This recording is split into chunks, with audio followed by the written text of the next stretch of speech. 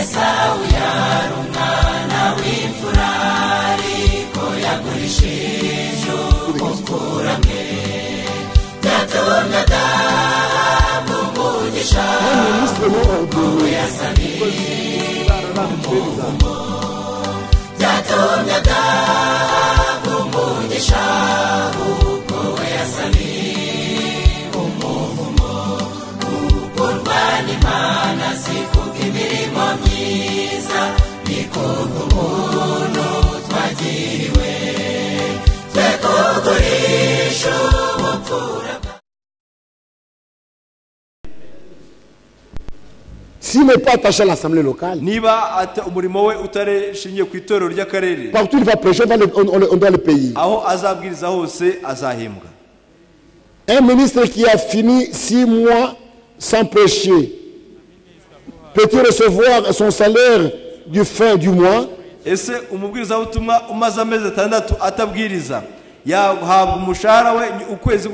n'y a pas de problème, vous le payez. Pour un ministre avoir ce salaire du mois, et c'est la parole. Ese kugira umubwiriza butumwa kugira ngo ahabwe umushahara wa buri kwezi ese bihwanye bigendanye n'ijambo ry'Imana. Monsieur le ministre qui travaille dans l'église, on le paye. Buri mukozi w'Imana wese ukora mu itorero arahembwa. Il y a un ministre, c'est un ancien.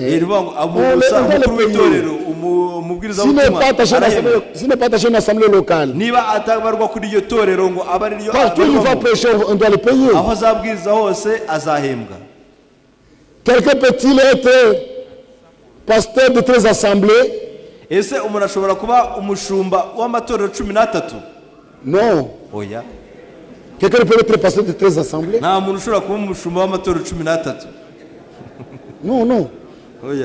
Quand tu as commencé une assemblée, elle grandit, tu mets les anciens. Tu vas encore là-bas, tu mets les anciens.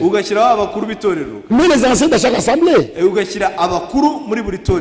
Et quand tu mets les anciens, tu n'es pas le super, tu n'es pas super général. Tu es ministre.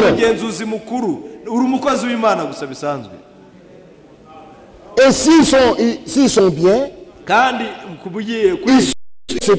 as fait ce travail, ils peuvent te supporter. Ils peuvent te donner quelque chose pour t'aider. C'est les moyens. Paul,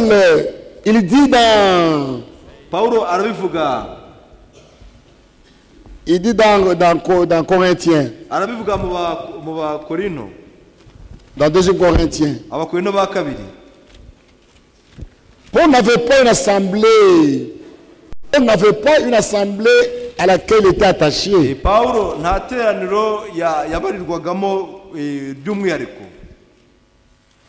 Et les églises dans lesquelles il prêchait le supportaient.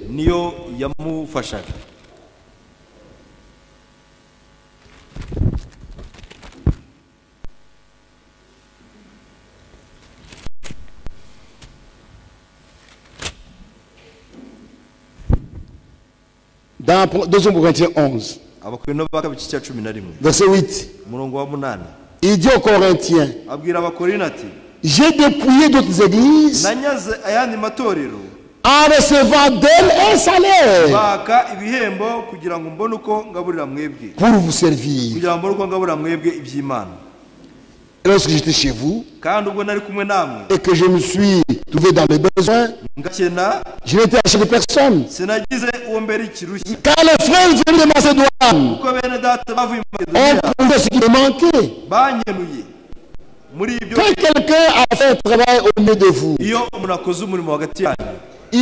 Dieu, par son ministère, il a fondé beaucoup d'assemblées. Et il met les anciens dans chaque assemblée. On ne doit pas l'oublier. On doit penser à lui. L'aider avec quelque chose pour survivre.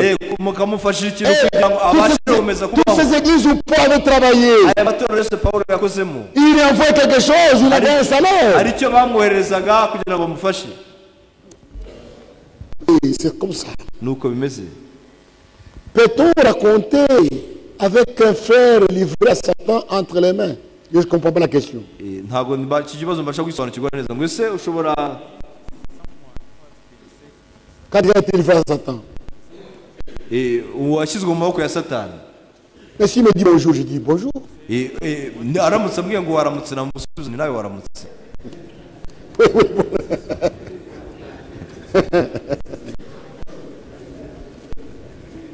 Ça va.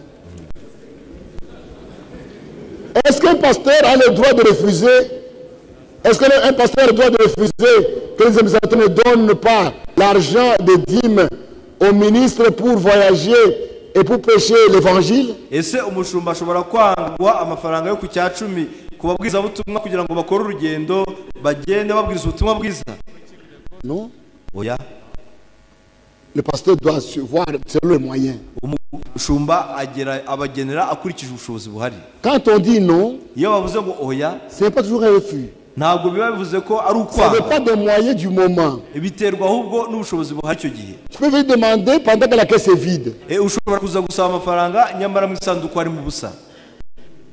Tu peux venir demander quand il y a quelque chose, on va t'aider. Kandi hakaba n'igihe waza gusaba mu isanduku harimo ikintu bakagufasha. Que dire d'un ancien qui n'exhorte jamais l'église? Ese ni iki wavuga ku mukuru w'itorero utajya usohoka mu itorero na rimwe? Mais il a été placé par quelqu'un. Ariko yashyizweho aho ngaho muri iryo torero. Celui qui l'a placé, lui, celui qui rendra compte devant Dieu.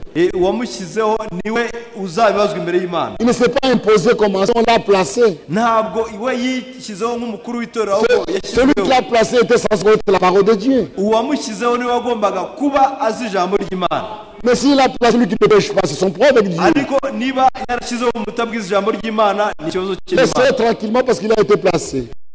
Mumurekere amahoro kuko yashyizweho.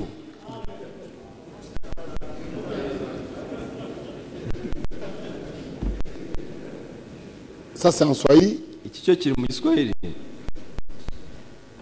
Tu lis.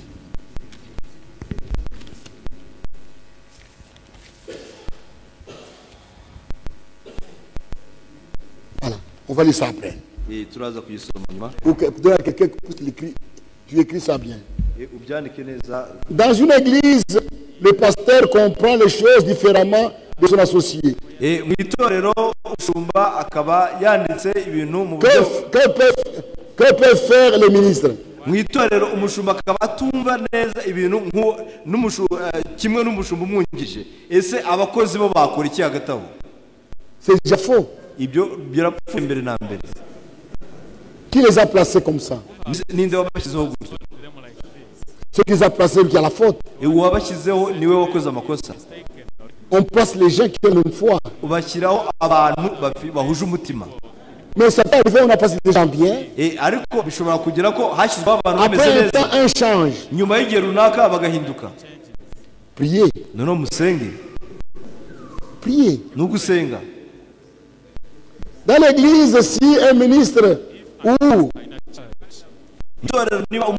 un pasteur ne comprend pas les choses convenablement, et n'écoute pas les orations, que peuvent faire les autres pour l'aider? Priez pour lui.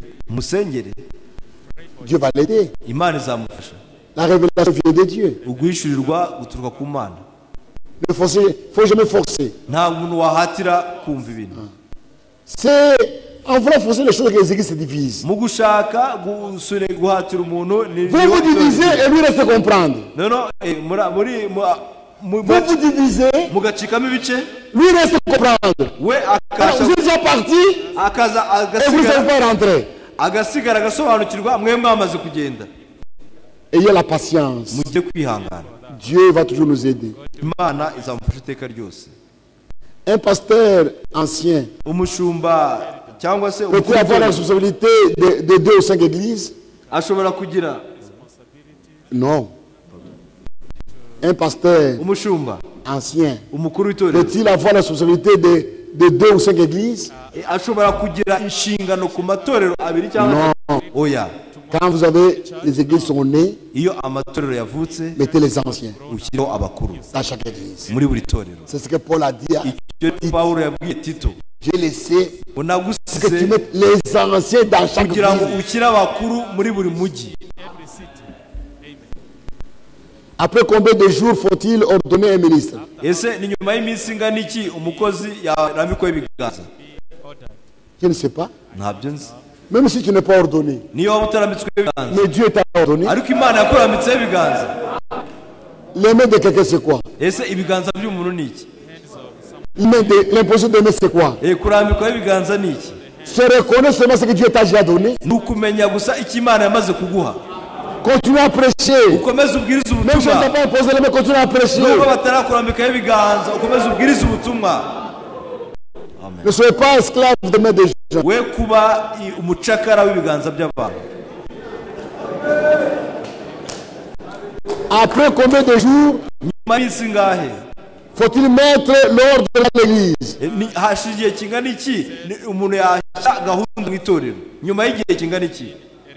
C'est terrible aujourd'hui. Ibintu biteye ubwoba muri iyi Vous minsi. trouvez l'église Ugasanga itorero qui a fait déjà 10 ans, imyaka 10, il n'y a pas d'anciens, nta bakuru bari il bamo, n'y a pas de diacres. nta badiyakoni bari Quand on bamo. pose la question, Wabaza ikibazo ils n'ont pas grandi. ngo ntago barakura. Mais toi, Ese tu wowe dois les grandir. ni wowe uzabakuze. C'est toi. Ni wowe Donc tu ubakuze. n'as pas travaillé. Impamvu batakuze ni wowe utarakuze.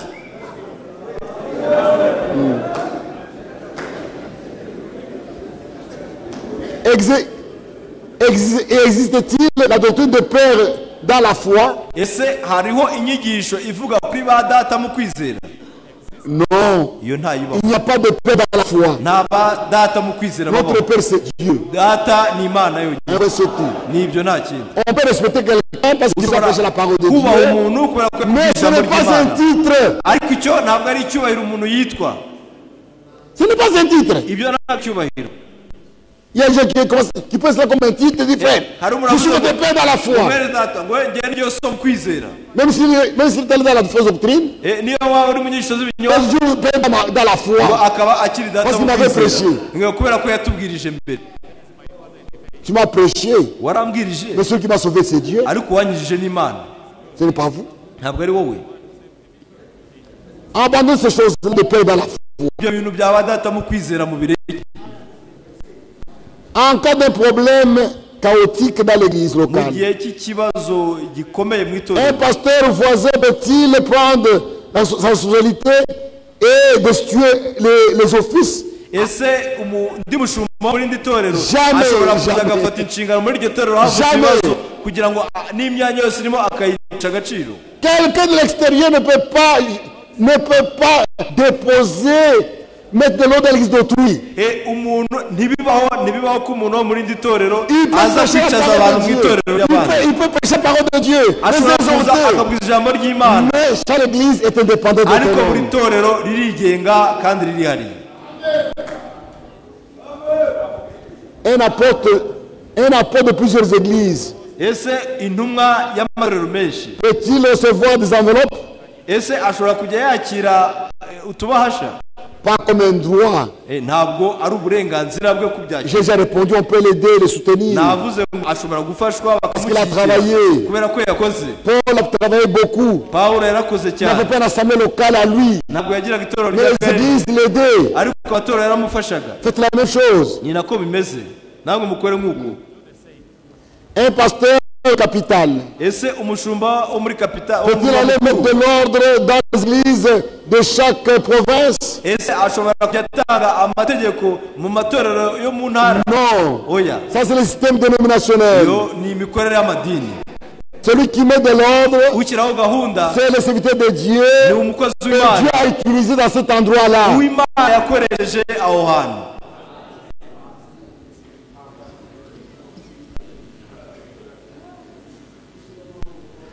Un ministre Umukozi et pasteur vivant dans une église sans moyens financiers. n'umushumba uba mu itorero ridafite ubushobozi bw'amafaranga Peux-tu demander ashobora gusaba ou être en charge par une autre assemblée? ashobora gusaba cyangwa agafashwa n'irindi torero? Oui. Nibyo, Quand une église à côté de vous n'a pas de moyens, niba itorero muturanye ridafite vous pouvez ubushobozi les aider. mushobora kubafasha. C'est une bonne chose. Icyo ni ikintu cyiza. Oui. C'est pour l'œuvre de Dieu. Quand le frère a une assemblée là-bas, et il travaille pour le Seigneur, vous pouvez l'aider, le supporter. C'est la parole de Dieu. Si un ministre arrive dans une ville, il y a plusieurs églises convaincues par l'Esprit de Dieu de prêcher dans toutes ces églises. C'est qu'il est droit de l'interdire. Quand tu arrives dans une ville, on t'y est reçu par le pasteur de la ville. Il t'a reçu. Restez là-bas. Si tu viens de toi-même, tu n'as pas été invité. Tu dis, je viens prêcher ici. Je pense prêcher dans des églises pour les aider. Mais allez aider les gens. Non pas commencer à renforcer les divisions. Et pourquoi y aller? Que ce ne soit pas par motif d'argent. Mais que ce soit pour aider seulement. Je suis un pasteur avec 4 ministres. Et je reçois 4 ou 5 ministres par mois. Venant prêcher dans cette petite communauté. Mais l'église a comme recette $50 par mois. Et parfois nous avons 0 dîme, 0 francs. Comment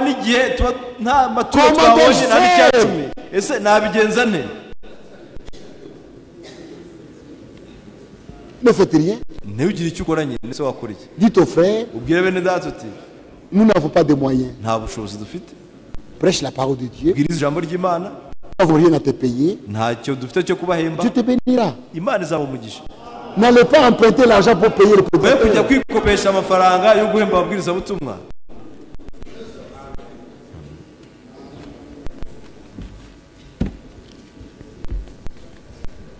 En cas du choix d'une épouse, un croyant du message peut-il épouser une dénominationnelle et venir consacrer ce mariage dans l'assemblée? Dieu vous conduira. Lors des fêtes de croyants, les alcools peuvent-ils être bu? Non. Un prédicateur par appui de son église et pasteur peut-il aller s'imposer dans une église loin de sa ville? Non. Quelqu'un ne peut pas quitter son assemblée pour aller s'imposer dans une assemblée d'autrui. Dit, je viens pasteur ici. Non. Résistez-lui. Dites-lui non, frère. Ce n'est pas ton église. Non, frère. Je peux quitter, par exemple, je viens de Kolwezi. Je dis, je deviens pasteur à Lubumbashi. Non. On ne doit pas faire des choses pareilles. Oh, j'avais commencé. Mais tu étais parti où? Tu l'avais laissé à qui? L'église est gérée par celui qui est sur place.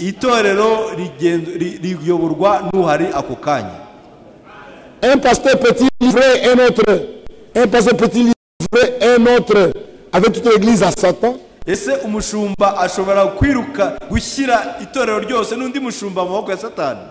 La Bible on livre à Satan les individus, pas les assemblées.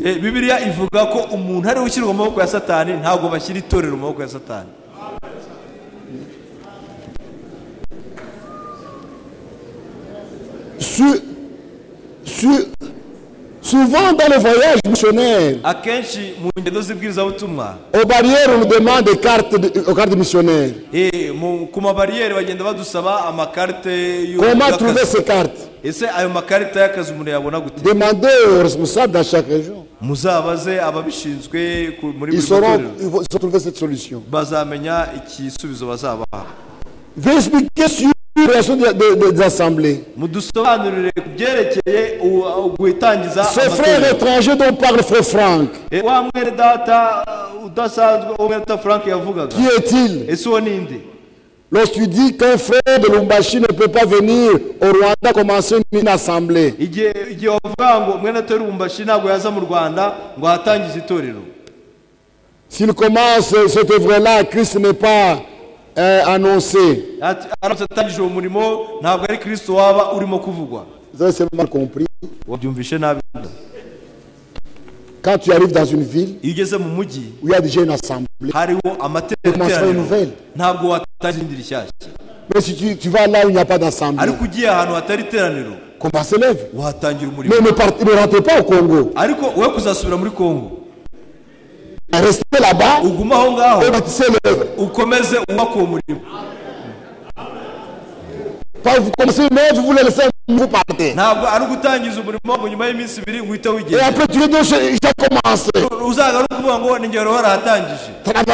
Travailler ukore jusqu'à ce que tu mettes les anciens. kugeza igihe ushyiraho abakuru Et puis, none ubone kugenda. si tu veux rester là-bas, tu vas rester là-bas. kandi nushaka kuguma aho ngaho uzahagume. Peut-on livrer à Satan une sœur? Peut-on mettre une sœur dans les mains de Satan parce qu'elle a tressé les cheveux, parce qu'elle a tressé ou elle a porté la mèche? ese twafata mushya tukamushyira mu maboko ya Satani kubera ko asutse imisatsi cyangwa yashyizeho meshe ku mutwe? Les tresses, ce n'est pas un péché. gusuka imisatsi ntabwo ari icyaha. Les mèches ne sont pas un péché. n'izo On ne meshe peut pas livrer quelqu'un à Satan ntabwo pour ari ça. icyaha. ntabwo ibyo ari ibintu washyira mu Il maboko n'y ya a pas Satani. d'écriture. nta byanditswe bihari. Là, il n'y a pas d'écriture, nous devons laisser ça. aho ibyanditswe bitari ibyo turabirika. Les opinions nous divisent. ibitekerezo by'abantu nibyo bidutandukanye. Quelqu'un peut prétendre avoir un appel au ministère ese umuntu ashobora kuvuga ko afite umuhamagaro et attendre jusqu'à ce que Dieu lui dise quand et où aller. agategereza ko Imana izamubwira aho ajya n'icyo ajya gukora. C'est une bonne attitude, il faut attendre. ibyo ni byiza, ugomba gutegereza. Dans les visions en rapport avec l'également, mu butumwa mu kwerekwa qui est le cavalier anglais? n'ikizu cy'ikidage, ese uwagendera ku Je ne sais ifarashi pas. w'umwongereza ninde? Je ne sais pas. ntabwo mbizi. Moi, je veux seulement de l'également. ngewe nabonye ikizu C'est cy'ikidage Frank. gusa. Je m'arrête là-bas. Frank nkagarukiraho. Quelqu'un qui meurt sans se repentir, ese umuntu apfuye atihannye, après avoir été livré à Satan, yarashyizwe mu maboko ya Satani, peut-il être sauvé? ese ashobora gukizwa? Oui. nibyo. S'il est né de nouveau, niba yaravutse ubwa kabiri il sera sauvé. azakizwa. Dieu punit parfois ses enfants en ne faisant pas de mort. Imana ihana abana bayo rimwe na rimwe ikoresheje ubupfu, Mais ils sont sauvés. ariko barakijijwe. Quand nous sommes dans 1 Corinthiens 11, dusomye mu Bakorino ba mbere igice cya 11,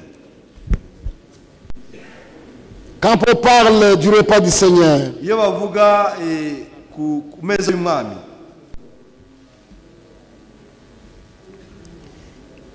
il dit ceci, il parle à l'église. arimo kubwira itorero hano. Conseil verset 28. Que chacun donc se prouve soi-même, ainsi qu'il mange du pain et boive de la coupe. nuko umuntu yinire yisuzume abone kurya kuri uwo mutsima. Celui qui mange et qui boit sans discerner le corps du Seigneur mange et boit un jugement contre lui-même. kunywera kuri icyo gikombe, kuko upfa kurya akanywa atitaye ku mubiri w'umwami aba aririye kandi anywereye kwishyiraho gucirwaho iteka. C'est pour cela qu'il y a parmi vous beaucoup d'infirmes et de malades. ndetse nicyo gituma benshi muri mwe bagira intege nke, Et qu'un grand nombre sont morts abandi benshi bakaba basinziriye. en mangeant cette scène indignement. kubera kurya ameze Dieu a frappé les uns de maladie, Imana yakubise et même amaboko y'abarwayi d'infirmité, ndetse et même de n'ubumuga la mort. ndetse n'urupfu. Si Si nous jugeons nous-mêmes, nyamara iyo duciriweho urubanza on sera jugé. n'umwami wacu Mais quand nous sommes jugés, ariko iyo duciweho urubanza nous sommes châtiés par le Seigneur. duhanwa n'umwami Nous sommes châtiés par le Seigneur. duhanwa n'umwami duhanirwa Afin que nous ne soyons pas condamnés avec le monde. kugira ngo tutacirwaho iteka hamwe n'ab'isi.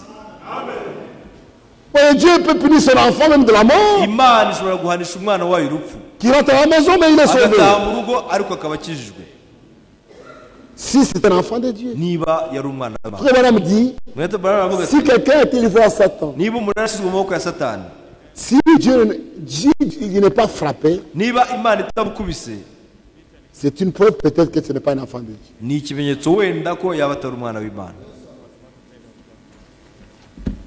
Une assemblée peut avoir tous les 5 ministères et l'université de 5 ministères. Ese itorero rimwe rishobora kugira imana eshanu ndetse no kunyurana kw'izo mana eshanu zitandukanye? Je ne sais pas, ça dépend de Dieu. Simbizi, ibyo ni Imana yabimenya. Vous avez dit qu'après avoir placé l'ordre dans l'église locale, celui qui l'a placé part.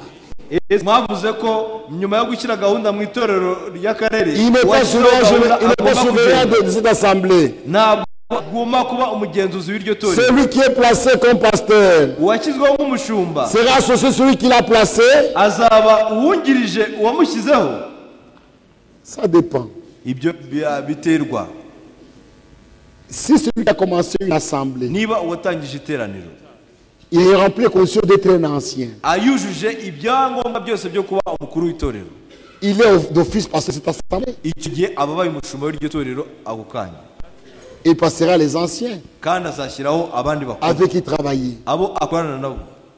Si il ne remplit pas les conditions, Niba atujuje ibisabwa, par exemple, il est célibataire comme Paul, wenda akaba ari ingaragu il nka Pawulo, met l'église en ordre. agashyiraho gahunda mu itorero, Quand il met les anciens, yamara gushyiraho abakuru il quitte. akagenda, Et les anciens dirigent l'église. kandi abakuru bakayobora itorero, Et lui sera là comme ministre. kandi we azaba ari aho nk'umukozi. Et l'église ne va pas oublier que c'est lui qui a travaillé ici. N'itorero ntabwo rizibagirwa akari we wakoze aho, Il aura son salaire, on va le payer. azagira umushahara we, azajya Mais yishyurwa, la direction est entre les mains des anciens. ariko icyangombwa ko ari ugushyiraho abakuru b'itorero, ubuyobozi bw'itorero. Voudriez-vous compléter l'application de la discipline Ese mwadufasha à un diacre ou à un ancien de l'église? kuzuza uko gusobanukirwa uko discipline ibikorwa no gushyiraho amakoni, uko imyitwarire wafatira umudiyakoni mu itorero cyangwa umukuru mu itorero ry'akarere.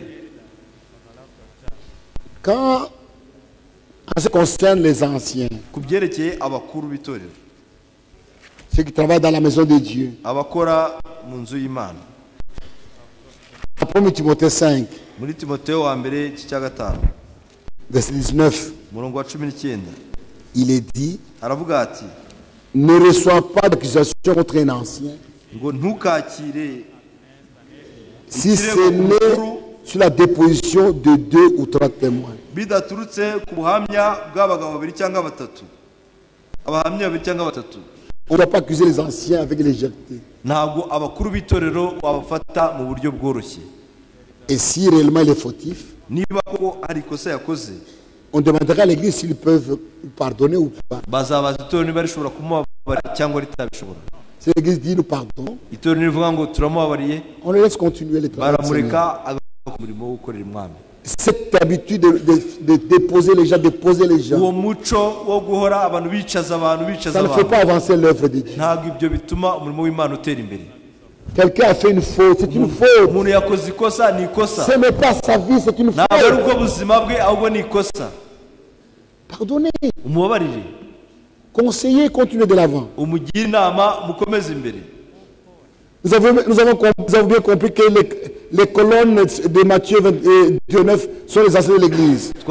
Twumvishe neza ko inkingi zo mu Bagalatiya ari abakuru Vous b'itorero. devez expliquer à la lumière des Écritures les relations entre eux. C'est-à-dire, quand on déclare, par exemple, seul le pasteur répondra des âmes de l'église, du pasteur associé, ese wadusobanurira n'umucyo wose ku byanditswe aho bihuriye ni ukuvuga ngo nk'igihe bavuze ngo umushumba niwe uzabazwa ubugingo bw'abantu bose mu itorero les pasteurs umushumba et les pasteurs associés ndetse n'abashumba bungirije sont tous les anciens. bose ni abakuru b'itorero. Parfois on commet une faute, akenshi dukora ikosa c'est comme si le pasteur titulaire lui n'est pas ancien. ni nk'aho umushumba we aba atari umukuru w'itorero. Non, le pasteur titulaire, les associés tous sont des anciens. ufite inshingano kuri itorero ndetse n'abamwungirije bose ni abakuru b'itorero. Et chacun rend compte pour sa part. kandi buri wese azabibazwa ku ruhare rwe imbere y'Imana. Chacun sera jugé pour la sur sa manière de travailler. wese azabazwa uburyo bwe bwo gukora ubwo yakozemo. Vous avez dit que tous les serviteurs de Dieu sont égaux devant Dieu. mwavuze ko abakozi b'Imana bose bangana imbere y'Imana. Quand un pasteur de l'église vous a mis l'ordre iyo umushumba w'itorero yashyizeho et gahunda imposé les mains sur lui, noneho ukamurambika ibiganza, ce pasteur est égal à celui qui lui a imposé les mains. ese uwashyizweho ibiganza n'uwamurambitseho ibiganza bose barangana? L'imposition des mains ne donne pas le pouvoir. kurambikaho ibiganza nta bubasha bundi bitanga, Ça ne donne pas le ministère. nta nubwo bitanga ukoze. L'imposition des mains, c'est-à-dire, kurambikaho ibiganza nous reconnaissons que cet homme a reçu le ministère de ni Dieu. ukuvuga ngo twemeye ko uyu muntu yakiriye ubukozi bw'Imana. Le ministère ne vient pas de ce pasteur, celui qui impose les mains. ntabwo ubukozi ministère vient de kurambikaho Dieu. ibiganza, ahubwo ubukozi buturuka ku Ça ne Mana. donne aucun pouvoir. ntabwo ari ubushobozi n'imbaraga umuntu yahawe Même si nous n'avons pas imposé les mains. niyo baba batarakurambitseho ibiganza. Les ministres peuvent-ils se comporter si... Comment les ministres peuvent-ils se ni comporter gute abakozi si bakwitwara deux pasteurs de deux églises sont en conflit? ni iyo abashumba b'amatorero abiri atandukanye bafitanye ibibazo? Il faut les réconcilier. bisabye kubagira inama Et leur dire, ukababwira muti leur conflit ne doit pas être le conflit des assemblées. mukababwira ko ibyo batumvikanaho bitagomba kuba ikibazo cy'amatorero.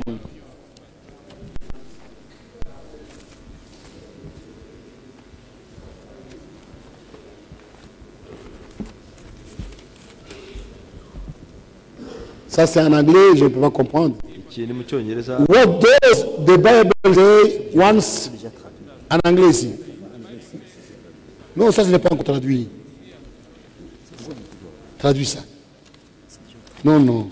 Traduis ça. J'avais ça ici. Hein? Où? Ça c'est en français.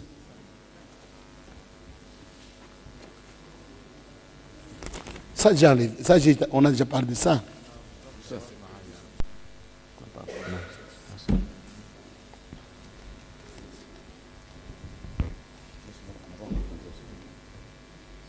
Ça va. J'arrive, hein? Ça va, continue. reka dukomeze. Hein?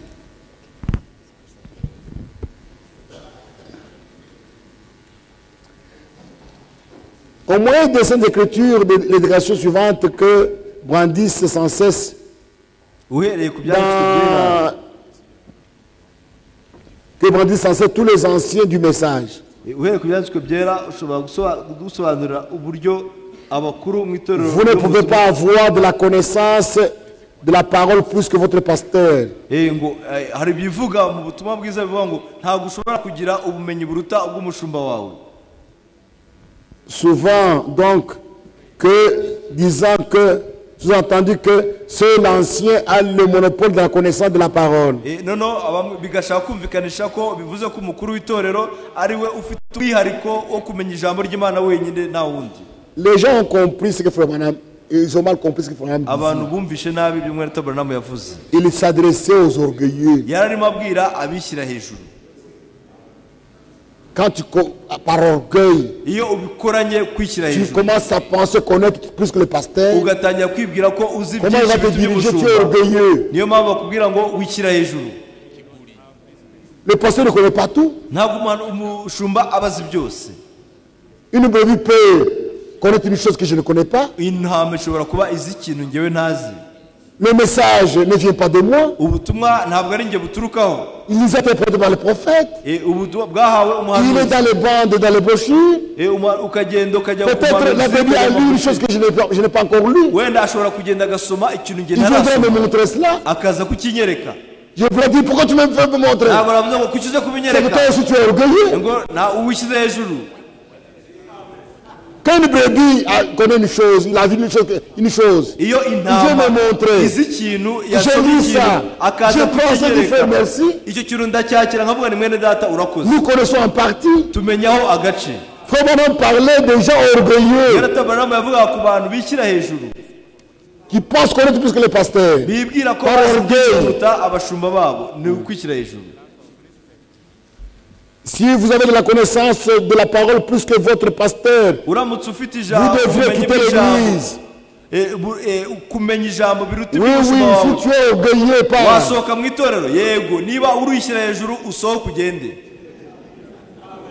Au-dessus de l'ancien, le pasteur n'y a que le Saint-Esprit. Sous-entendant que tout ce que prêche l'ancien émane indubitablement du Saint-Esprit. Non. Le pasteur, les prédicateurs, tout ce qu'ils prêchent, pour que ce soit juste, sans être conforme aux Écritures. Frère me disait, si vous voyez dans l'erreur, venez avec la Bible, me montrer. Quelle humilité! Un prophète, un messager qui demande à son église, si vous me voyez dans l'erreur, venez me montrer. Bible, amen. Soyons humbles.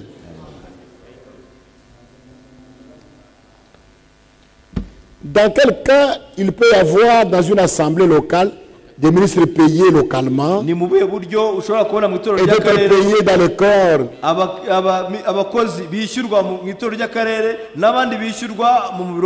C'est compliqué. Ça dépend des moyens. Il y a un pasteur qui a... Vous avez des petites assemblées qui n'ont pas de problème. Nous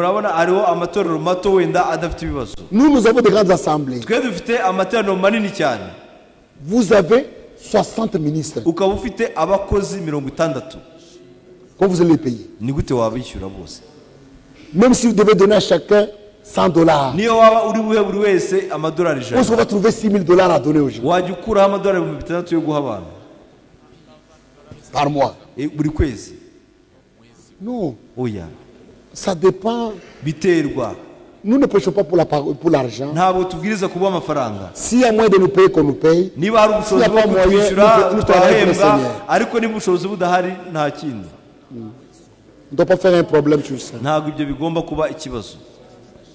Est-il juste de se séparer ou de se diviser d'une assemblée qui rejette le ministère de Frère Franck?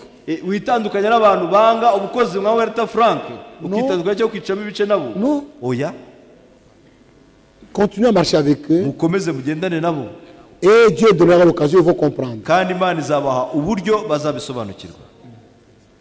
La dîme est-elle divisible? Lorsque par exemple le frère travaille au Rwanda, mais sa famille et ses enfants se trouvent en Afrique du Sud,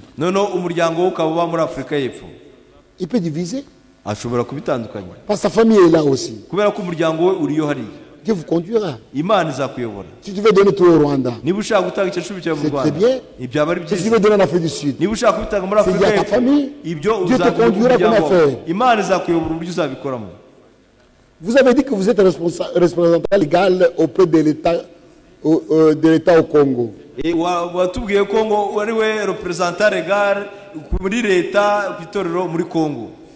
Veuillez nous expliquer dans quelle forme. Il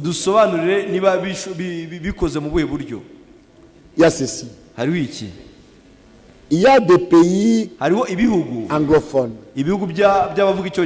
qui ont une façon, on les gère, ils ont ils ont leur loi. bafite amategeko yabo bagenderaho. Chaque assemblée locale buri torero ryose prend le papier auprès de l'État. bajya gusaba ibyangombwa kuri leta.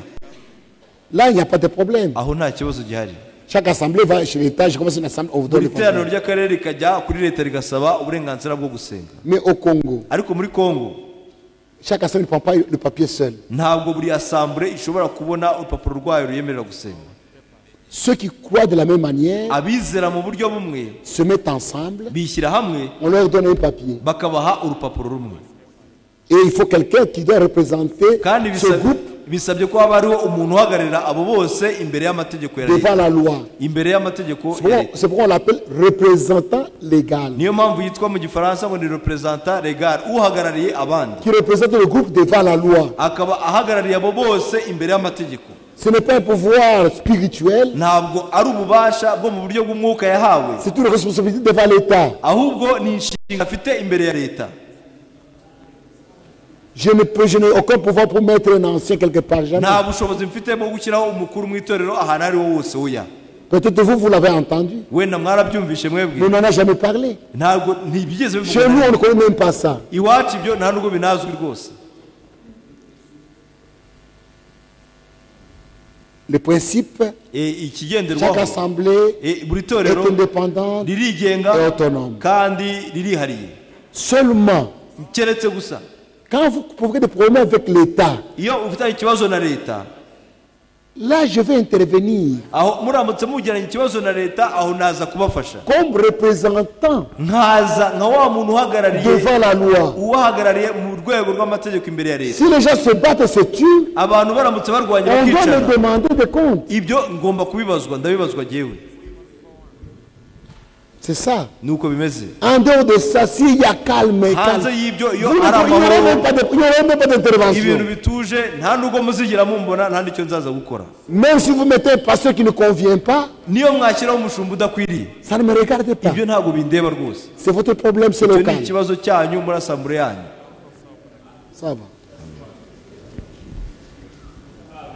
J'aimerais savoir la différence entre ministre et prédicateur. nashaka gusobanuza itandukaniro hagati y'umukozi w'Imana cyangwa C'est umubwirizabutumwa. la même chose. ni kimwe byose.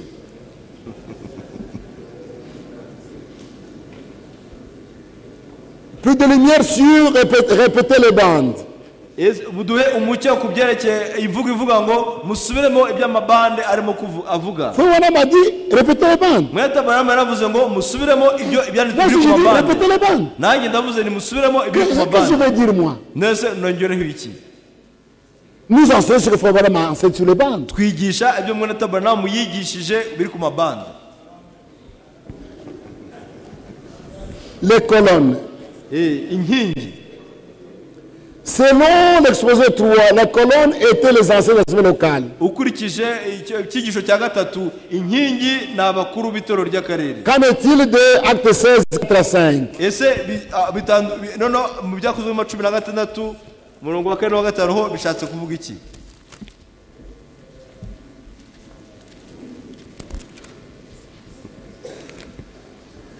Acte 16. ibyakozwe no mu cya 16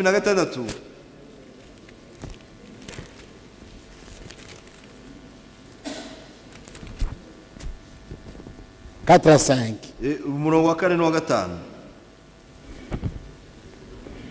Nous commençons verset 1. duhere ku murongo wa 1. Il se rendit ensuite à Derbe et à Lystre. nuko agera i Derube n'i Lusitira.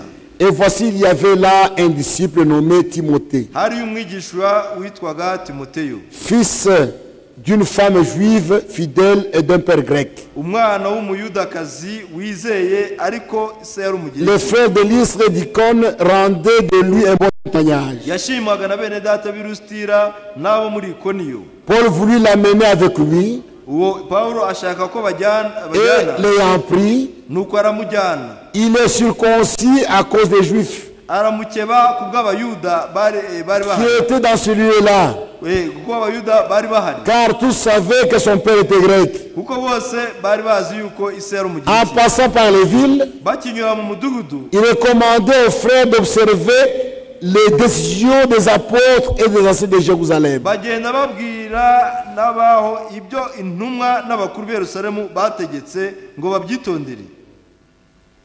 L'évangile que nous avons ubutumwa dufite est sorti de Jérusalem. bwaturutse i Yerusalemu. Comme cela était annoncé, nk'uko byari byaravuzwe, la parole sortira de Jérusalem. ijambo rizaturuka i Yerusalemu, Sortira de Sion. rizaturuka i Siyoni.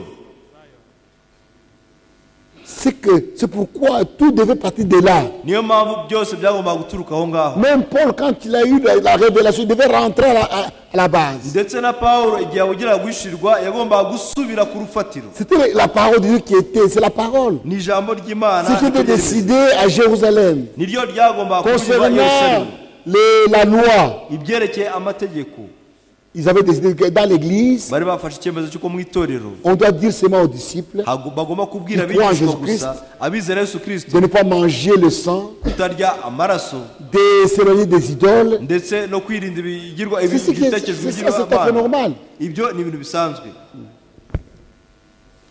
Mais toi, tu n'es pas à Jérusalem, là chez toi. ariko weho ntabwo uri i Yerusalemu aho uri iwawe.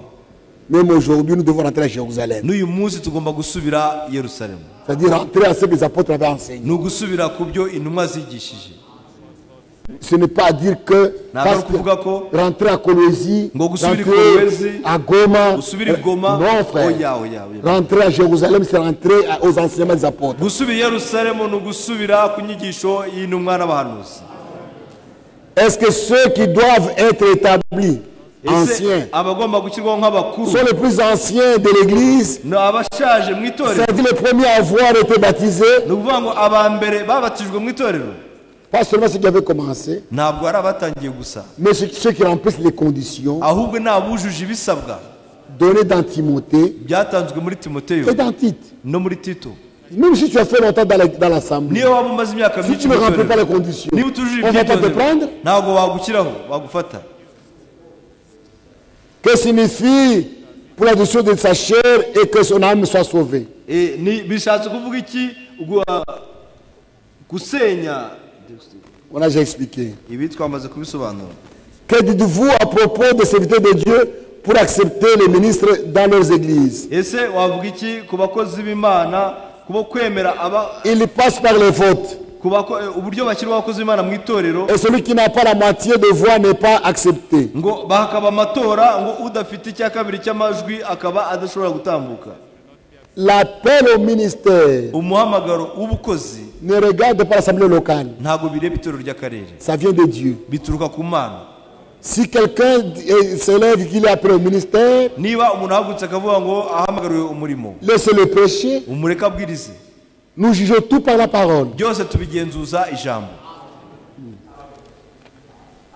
On ne doit pas voter les ministres. ntabwo ubukozi babutorera, ntabwo bakura amatora. Quel est le rôle d'un ministre dans l'assemblée locale? ese umurimo w'umukozi mu itorero ry'akarere C'est un prédicateur. ni umubwirizabutumwa, Il n'est pas conducteur, c'est un prédicateur. ntabwo ari umuyobozi, ni umubwirizabutumwa. Quels sont ses droits? ese uburenganzira bwe ni Et ubuhe? s'il prêche, on le paye. niba abwirije arahembwa, S'il n'est pas associé, niba atari uwagenwa ku chaque fois giti qu'il prêchera, cyanyu, on le payera.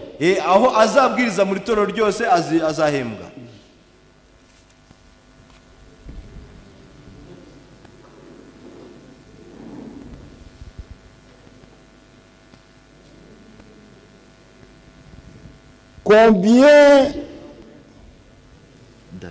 Combien d'années pour qu'un ministre soit, pour être ordonné? ese bisaba imyaka ingahe kugira ngo umukozi abashe kurambikwaho ibiganza? Ne vous occupez pas de ça. ibyo rwose byo kubatesha umutwe. Prêchez la parole de Dieu. bwiriza ijambo Le ry'Imana. ministère vient de Dieu. ubukozi buturuka ku Même Mana. si on ne nous a pas imposé les mains, niyo baba batarakurambitseho prêchez la ibiganza, parole. bwiriza ijambo ry'Imana. Un prédicateur non ordonné peut bénir le mariage. umubwirizabutumwa utararambitsweho ibiganza ashobora Ça, gushyingiranya abantu. c'est le travail des anciens. uwo nguwo ni umurimo w'abakuru b'itorero, Ce n'est pas pour vous les ministres, laissez les ntabwo anciens ari faire le kuba travail. abakozi b'Imana, ni umurimo w'abakuru b'itorero. Pourquoi beaucoup de conventions, mais pas de changement sur le terrain? ese kuki inama z'abakozi zigezeho nyinshi zitajya zitanga umusaruro mu bigaragara aho abantu bari ngo bahinduke? Priez. Musenge. La semence va pousser. Imbuto izamera.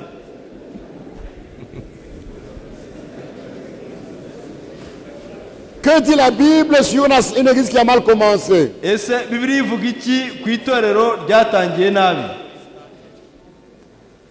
La Bible ne connaît pas une église qui a mal commencé. Ntago Bibiliya izi itorero ryatangiye nabi. L'église va témoigner, l'église dans les apôtres on va témoigner de l'église comment elle a commencé. Mu gihe cy'intumwa hari ubuhamya buvuga uko itorero ryatangiye. L'église, les équipes qui ont mal commencé. Itorero uko ryatangiye. Que faire? Revenez à la parole et posez. Mugaruke ku ijambo ry'Imana nta kindi.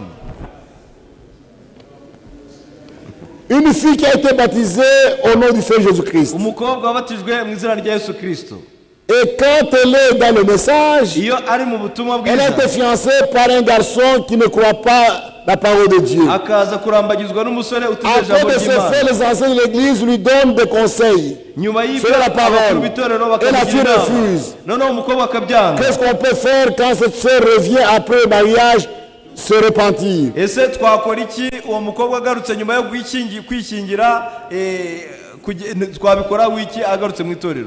Mais ce sont des conseils. Ce sont des conseils, ce ne sont pas des lois. Si le refuse, laissez-la. C'est son problème.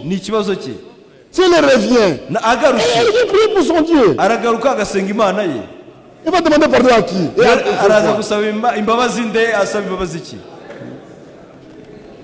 Pouvez-vous expliquer le verset 15 du Matthieu 24?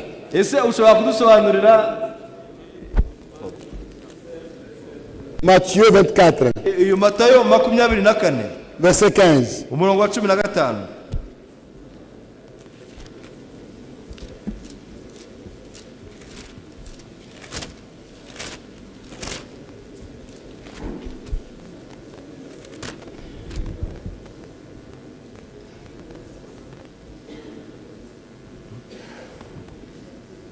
C'est pourquoi lorsque vous verrez l'abomination de...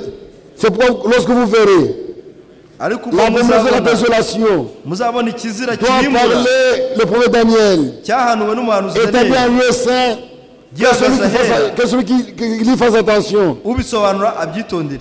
C'est le signe que Jésus avait donné à ses disciples en rapport avec la destruction de Jérusalem. Et c'était la présence de l'armée romaine à Jérusalem. Il a dit quand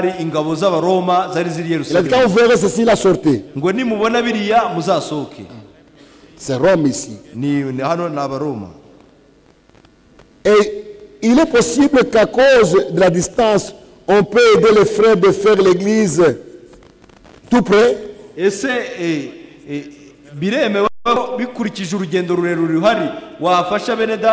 que cette église est libre? Dieu conduira les responsables au camin. Comment gérer ces églises-là?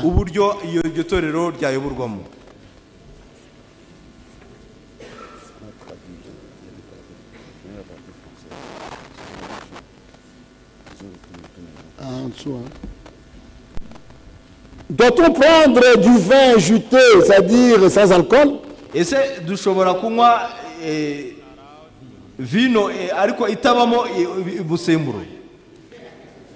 ce n'est pas le vin.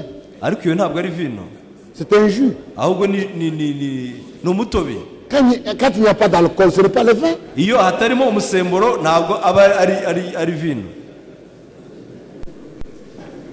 Je sais pas ce que vous voulez dire par là. Mais il n'y a pas de vin, il n'y a pas de vin.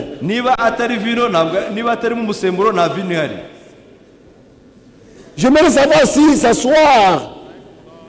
J'aimerais savoir si s'asseoir sur les chaises de devant l'assemblée lors du culte, c'était l'esprit dénominationnel.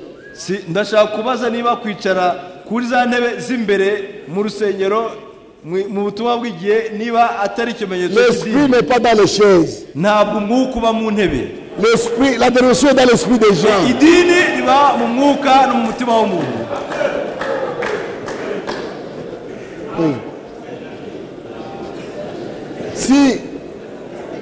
Si tu crois que niba wibwira yuko en s'asseyant devant, kwicara imbere tu es ministre. bikugira umukozi, Si tu te mets dehors, derrière, niba wicaye tu inyuma n'es pas ministre. ukaba utari umukozi, C'est toi qui as l'esprit de dénomination. ahubwo niba ufite umwuka w'idini muri wewe. Que je me mette devant, ngo ngiye que je sois nicare imbere, derrière. ngo Il cyangwa n'y inyuma, a pas de place de ministre. aho nta mwanya w'abakozi ubaho, Il n'y a pas de place. nta mwanya w'abakozi ubaho.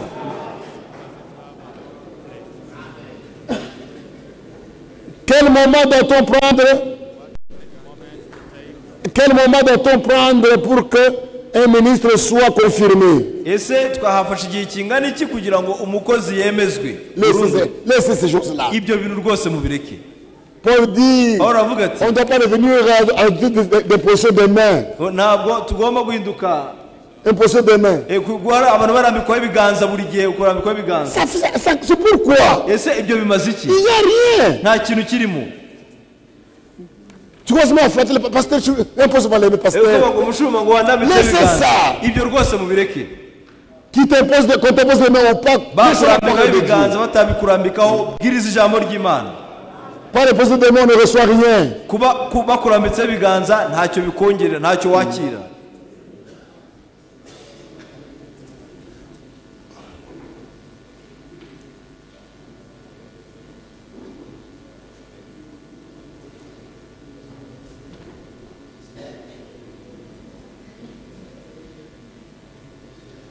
Nous sommes arrivés où?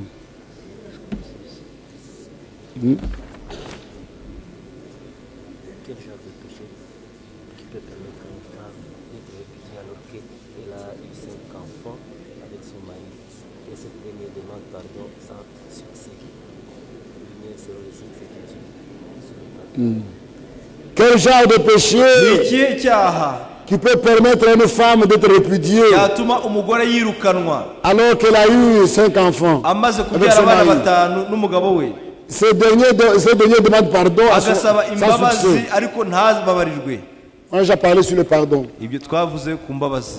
Si quelqu'un refuse le pardon à quelqu'un, niba uwanze kubabarira umuntu, il met en cause son salut. uwanze kubabarira umuntu niwe uba ushyize agakiza ke mu bibazo. Dans le ministère, frère Franck, mu bukozi bwa Data Frank, dans le ministère, frère Franck, mu bukozi nous bwa devons Data savoir Frank, que frère Franck est le messager. ese mwa Data Frank ni intumwa? Non. oya, Franck n'est pas le messager. Frank ntabwo ari intumwa. Il n'y a que 7 messagers. habayeho intumwa zirindwi z'amatorero gusa. Franck n'est pas un messager. Frank ntabwo ari Et il intumwa, n'a pas de message. nta n'ubutumwa afite. Il continue le message que faut vraiment apporter. akomeza ubutumwa bwa Data Branham yatuzaniye.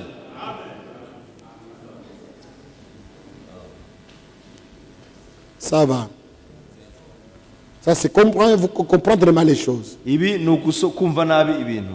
Voudriez-vous nous aider à comprendre wadufasha 1 Timothée 2, gusobanukirwa 9 à 10 timoteyo wa mbere cy'icya mirongo wa 9 kugeza ku wa 10 concernant le voile de tête? ku byerekeye igitwikizo cyo ku mutwe. Certains disent bamwe bavuga yuko qu'il faut la mettre, d'autres disent non. bagomba kwambara igitambaro mu mutwe, abandi bakibwira ko nta kigomba kwambarwa.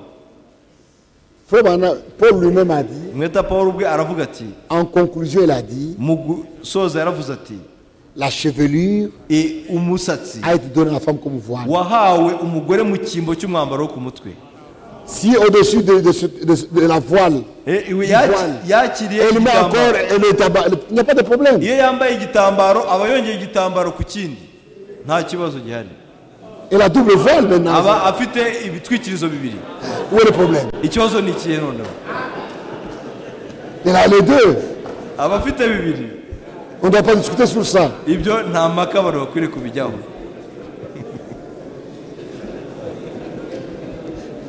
Vous avez parlé de l'idolâtrie. mwavuze ku byerekeye gusenga ibigirwamana. Alors si quelqu'un est dans la division, noneho iyo umuntu ari mu bice on l'exhorte. bakamugira Il inama refuse qu'il est appuyé, il refuse.